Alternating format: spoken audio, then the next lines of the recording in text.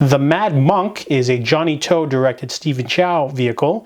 He plays Dragon Lord. He is a naughty sort of fairy. That he's a junior spirit, though. He's not one of the higher ups. And after picking fights with all the other spirits and fairies, one of the head spirits tells him that he needs to go down to Earth and can change the lives of 3 different people.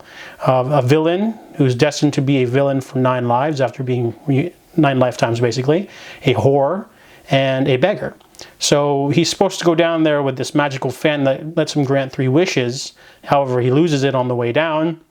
He ends up spending a good chunk of his youth not knowing that he's a fairy. And then one of his friends jumps down there with the fan to help him out, and now he's running out of time. He's only got another 15 years to change the lives of these 3 people. And the movie starts off really like comedic, it's kind of like a quirky sort of supernatural comedy, but then it turns really serious about the halfway point and it stops becoming funny. And there's this giant demon guy, and things get violent. There's like this guy that kills like 40 people. It's hard to laugh during a slaughter.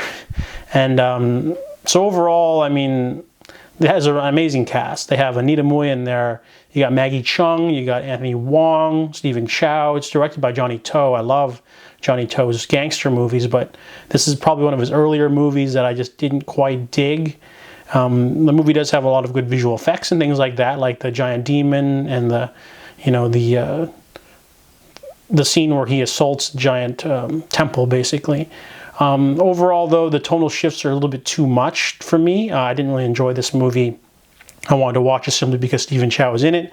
But The Mad Monk is definitely not one of his better films.